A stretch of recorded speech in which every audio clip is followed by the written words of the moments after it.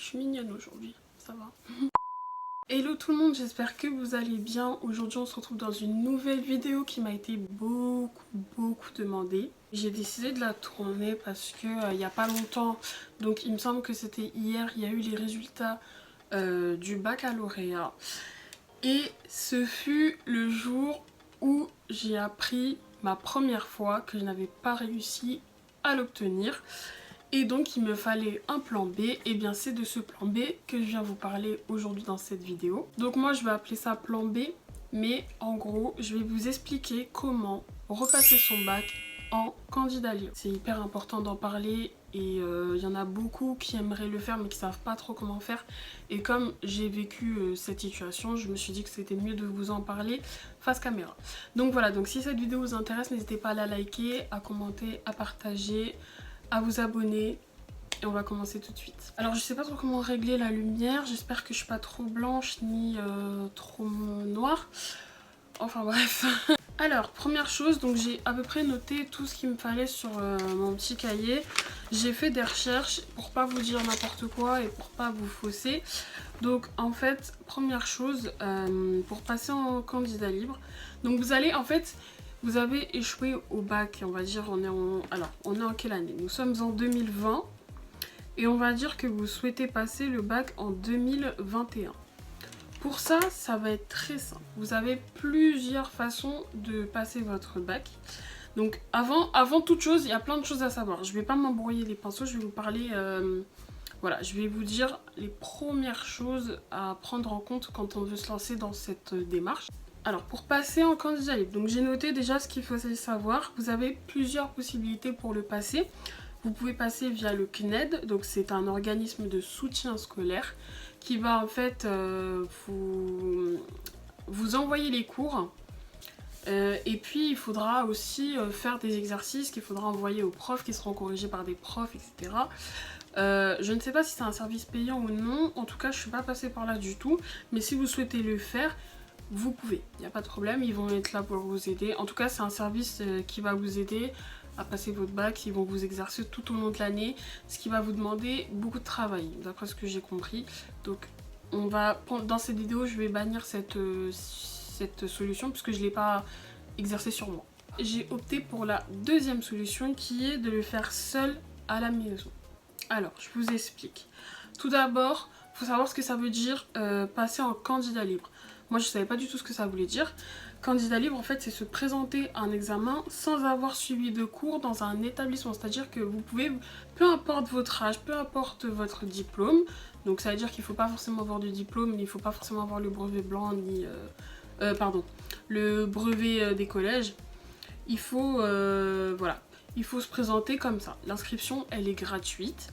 Elle se fait... Alors, je crois que vous pouvez la faire sur internet, mais moi, personnellement, j'ai appelé la maison des examens pour savoir comment ça se passait. Pour s'inscrire, voilà, j'ai été aidée par ma tante. Je tiens à le préciser dans cette vidéo parce que tout ça, c'est grâce à elle et à mes parents. Voilà. Donc, du coup, l'inscription est gratuite. Vous pouvez... Alors, je crois que vous pouvez le faire sur internet, comme je l'ai dit. Mais appelez quand même la maison des examens, précisez votre académie et précisez que vous voulez passer le bac en candidat libre. En tout cas, donc elle a appelé, elle m'a tenue au courant.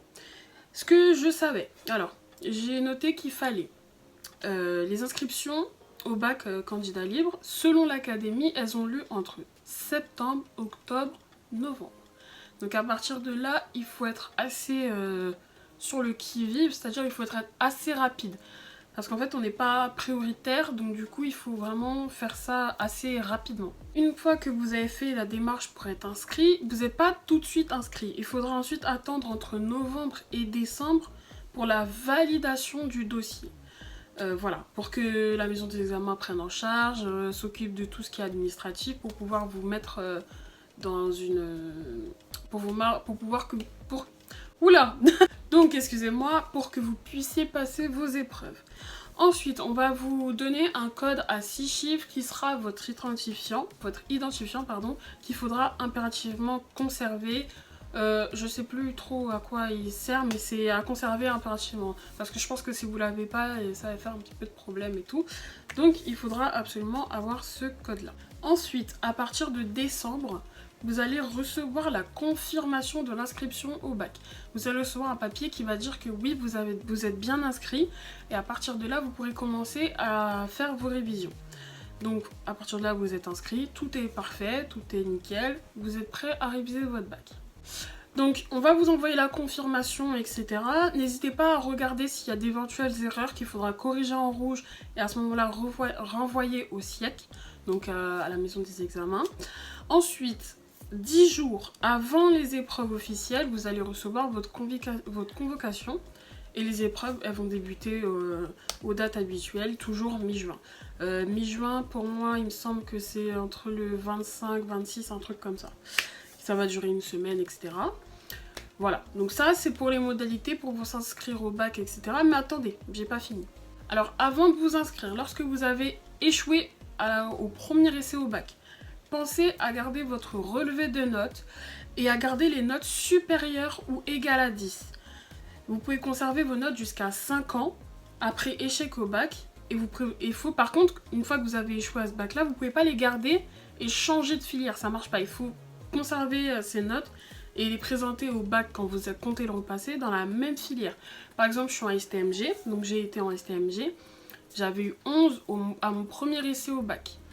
Donc, j'ai conservé cette note parce qu'en fait, si je la conserve pas, on va considérer que, du coup, je vais repasser l'épreuve. Et si je repasse l'épreuve et que j'ai une note encore pire que ce que j'avais, je vais regretter de ne pas avoir gardé l'autre note en fait. C'est une sécurité, on va dire que c'est une sorte de sécurité. Surtout que le management en STMG, c'est COEF 5. Du coup, je me suis dit, ça sert à rien, je vais garder la note impérativement. Comme ça, c'est bon. Alors bien sûr, on peut conserver les notes qui sont au-dessus de la moyenne. Hein. C'est logique. Et vous pouvez conserver aussi les notes qui sont au-dessus de la moyenne en classe de première et de terminale, si je dis pas de bêtises. Mais de toute façon, quand vous allez vous inscrire, on va vous demander les notes que vous avez eues aux épreuves en première, pardon. Donc par contre, petite alerte, on ne peut pas conserver les notes de PS, de TPE, etc. Vous allez impérativement repasser les épreuves. Et vous allez choisir... Alors en EPS... j'ai choisi on va dire les activités que je souhaitais faire. J'avais pris 3x500, ne prenez pas si vous ne savez pas courir. J'ai pris badminton. Et c'était tout. Moi j'avais 2 choix, c'est 2 choix il me semble. Deuxième étape, la plus importante. Une fois que vous avez fait tout ce qui est administratif, il va falloir se motiver. Donc comment réussir? En fait, en soi, c'est très simple parce que une fois que vous avez fait toutes les démarches, c'est à vous de vous dire, voilà, j'ai un objectif, à la fin de l'année, il faut que je réussisse à faire ça, il faut que je sois organisée, il faut vraiment, il faut être motivé. C'est vraiment le maître mot, je vous le mets en grand ici, motivation et organisation. Je vous explique comment j'ai procédé. Alors, je vais vraiment tout vous dire dans cette vidéo, elle risque d'être un peu longue. Donc en fait, motivation. Alors une fois que j'ai reçu ma convocation, j'ai commencé à réviser en janvier. Je pouvais m'y prendre bien avant, mais j'étais trop un peu pépère, je me disais trop tout le temps j'ai le temps. Moi je suis toujours comme ça, je me dis j'ai le temps, j'ai le temps. Alors j'ai commencé à réviser en janvier, à repiocher mes anciens cours et à chercher un peu ceux que j'allais réviser en premier. Donc moi j'ai pris les plus gros coefficients en premier, donc c'est-à-dire éco-droit c'est COEF 5 en STMG, RH c'est COEF 12, et il y en a une autre c'est COEF 5, non c'était management, du coup management j'avais complètement, je l'ai laissé de côté, j'ai même pas ouvert le livre, ça servait à rien. Donc du coup j'ai recherché un peu mes anciens cours, je me suis beaucoup aidée sur internet également. J'ai utilisé une application qui s'appelle DigiSchool, que ce soit sur l'App Store, Google Store, etc. Je connais pas trop l'Android, mais en tout cas, elle est disponible à peu près sur toutes les plateformes de téléchargement sur iPhone, Android, etc. Et aussi sur YouTube. Alors, moi j'ai pris cette application, vous avez différentes filières. Il me semble que vous avez une application spécifique pour les STMG, les L, les ES, STI2D, ST2S, etc. Après, je connais pas, mais je me suis plus focalisée sur ma filière à moi, ce qui est logique. Et c'est vraiment une application qui m'a vraiment beaucoup aidée parce qu'en fait, vous avez tout, à peu près tout le programme. Moi, c'était en 2019, il y avait quasiment tout le programme de 2019 dessus, avec des quiz, des chapitres, des résumés de chapitres à la fin. Franchement, nickel l'application. Merci à celui qui l'a créé, je sais pas qui c'est, mais vraiment, c'est vraiment mais best application. J'ai téléchargé d'autres applications à côté pour voir si ça se correspondait, mais en fait DigiSchool c'était la plus complète. Et en plus ils ont une chaîne YouTube où ils font des lives. Alors il y a des lives par classe.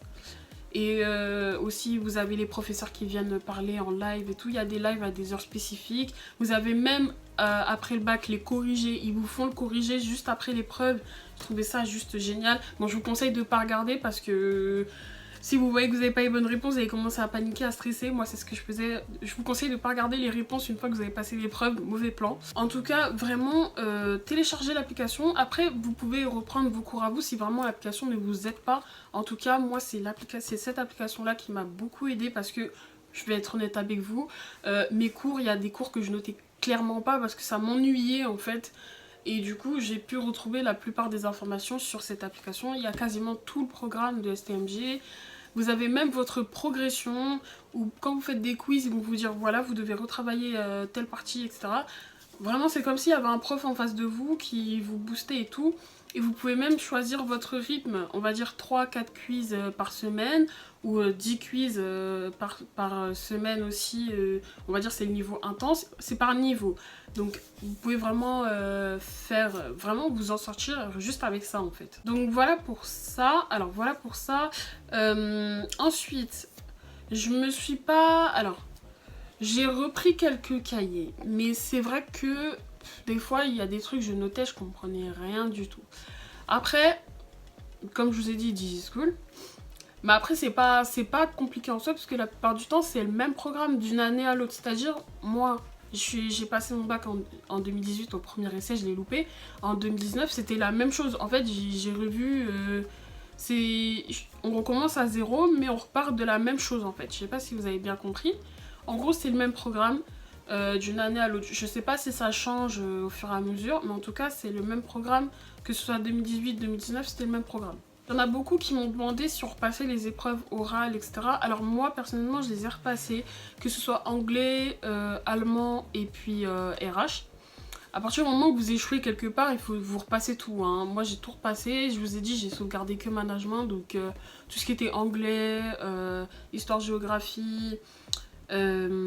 mathématiques, philosophie, etc. Moi j'ai tout repassé et je me suis dit tant qu'à faire. De toute façon j'avais aucune note au-dessus de la moyenne quand j'ai fait mon premier essai, à part le management. Je vous ai fait une vidéo de toute façon sur ce sujet, je vous la mets ici dans le petit i si elle vous intéresse et si vous désirez la voir. Donc à partir de là, vous repassez absolument tout. Hein. À part si vous avez eu 15 en anglais et que vous voulez sauvegarder la note, il me semble que vous n'avez pas repassé tout ce qui est oral et tout, c'est logique. Donc j'ai tout repassé. Donc j'ai repassé les oraux, ça s'est plutôt bien passé. Voilà, moi je me suis servi de tout ce que j'avais vu l'année dernière, je me suis dit je peux pas partir d'un autre truc. Après j'ai demandé à des amis qui étaient en terminale comment ça se passait. En fait ça m'a servi à rien puisque au final ils m'ont dit oui mais nous on a vu ça, nan, et j'ai dit écoutez, moi je vais pas me prendre la tête, je vais pas commencer à aller chercher des infos que j'ai jamais vues, je vais pas aller commencer à inventer, je vais reprendre ce que j'ai vu, ça passe ou ça casse. C'est passé, que demande le peuple genre. Là je vais parler pour ceux qui ont pris l'option RH en STMJ, chose importante. Alors, je sais pas du tout comment ça se passe pour ce qui est mercatique, gestion finance, etc. Donc pour RH, moi j'ai repassé l'oral, donc l'oral de projet. Il y en a qui vont savoir à peu près de quoi je parle. L'oral de projet, il faut être 3, logiquement, quand vous suivez le cursus scolaire normal, en fait. Quand vous êtes dans l'établissement, quand vous êtes en candidat libre, il va falloir créer un nouveau dossier. Alors, l'épreuve va durer un peu plus longtemps que si vous êtes en cursus scolaire normal. Elle va durer 30 minutes. En cursus normal, il me semble que c'est 20 minutes, je ne me rappelle plus trop, mais c'est moins de temps qu'en candidat libre. En candidat libre, moi ce que j'ai fait, c'est que j'ai repris ce que j'avais fait l'année dernière dans le cursus normal. Sauf que j'ai repris, mais que j'ai amélioré en fait mon dossier et que j'ai approfondi davantage mes recherches. Parce que je me suis pas dit, je vais reprendre le même dossier, je vais raconter la même chose. Et au final, ça m'avance à quoi? Ça m'avance à rien, puisqu'au final, j'ai rien modifié, j'ai rien changé. Non. Quand vous reprenez quelque chose que vous avez fait l'année dernière, essayez de l'améliorer, essayez toujours de creuser, parce que vous allez vous pénaliser à prendre ce que vous avez fait l'année dernière et à rien modifier. Il faut toujours chercher à développer, voilà. Du coup, j'ai repris ce dossier-là et je me suis présentée, j'ai dit voilà madame, je suis en candidat. De toute façon, quand vous arrivez, ils savent déjà que vous êtes un candidat libre, etc. Hein. Vous inquiétez pas, normalement, les professeurs sont censés savoir que vous êtes extérieur à l'établissement. Donc voilà, elle m'a dit, allez-y, présentez-vous. Donc là, je suis toujours sur le projet RH, hein, pour ceux qui se seraient perdus. Je suis toujours sur le projet RH. Oula, ça y est, problème de batterie. Je vais essayer de me dépêcher un petit peu. Donc je suis toujours sur le projet RH. Hein. Donc je me suis présentée, voilà. Elle m'a dit, présente-moi sur quoi tu as travaillé. J'avais travaillé principalement sur le handicap, les conditions de travail au sein d'une entreprise, etc. J'ai développé. Alors, par contre, si vous voulez vous aider et davantage vous rapporter des points, faites un PowerPoint pour illustrer vos propos. Donc vous avez votre... Alors, il y en a beaucoup aussi qui m'ont demandé ce qu'on a la feuille, il faut apprendre par cœur, etc. Vous avez votre feuille devant vous. Enfin, en tout cas, moi, j'avais ma feuille. Je lisais, donc j'étais à peu près... J'étais comme ça et je la regardais en même temps, genre, pour savoir si elle me suivait toujours. Et j'avais aussi imprimé un dossier pour elle, pour qu'elle puisse suivre avec moi. Après, elle décide de le prendre ou pas, c'est au choix. En tout cas, voilà, dites-vous, voilà, pensez à la professeure qui est en face de vous. Présentez-lui votre travail, essayez de faire quelque chose de joli avec des couleurs, etc. Pour dire que voilà, elle va voir que vous êtes bien mis à fond dans le truc et ça devrait bien se passer. Voilà pour l'épreuve de RH. Donc j'avais mon PowerPoint. Mon PowerPoint, en fait, il résumait un petit peu ce que j'avais écrit dans mon texte, mais sans vraiment faire du copier-coller en fait. Genre les quelques chiffres principaux et tout, je les mettais dans le PowerPoint. Ensuite, là, je faisais conclusion, partie 1, etc. Un PowerPoint basique, hein. Franchement, je ne me prenais pas trop la tête sur ça. Donc voilà pour l'épreuve de RH. Ensuite, en ce qui concerne les autres épreuves, vous allez les passer normalement, comme n'importe qui. Vous allez passer dans une classe, vous aurez votre salle, et vous serez avec les élèves qui passent le bac comme vous. Voilà. Ceux qui sont en cursus scolaire. En fait, on est mélangés. C'est pas genre, il y a une classe de candidats libres, une classe de candidats scolaires. Perso, moi c'était pas comme ça, moi j'étais avec tout le monde et tout, ça s'est très bien passé pour moi. Et puis voilà pour ça. Donc voilà pour cette vidéo. J'espère que j'ai répondu à quelques questions, etc. Parce que j'ai plus de batterie et en même temps je pense que j'ai à peu près tout résumé. Je commence à avoir chaud aussi. N'hésitez pas à me poser d'autres questions en commentaire si vous avez des questions, ce qui me paraît logique. Voilà, j'espère vous avoir aidé. Je suis désolée de faire cette vidéo hyper en retard parce que du coup il faut un petit peu vous précipiter. On est déjà en juillet et ça passe très vite si vous souhaitez vous inscrire au bac pour 2021.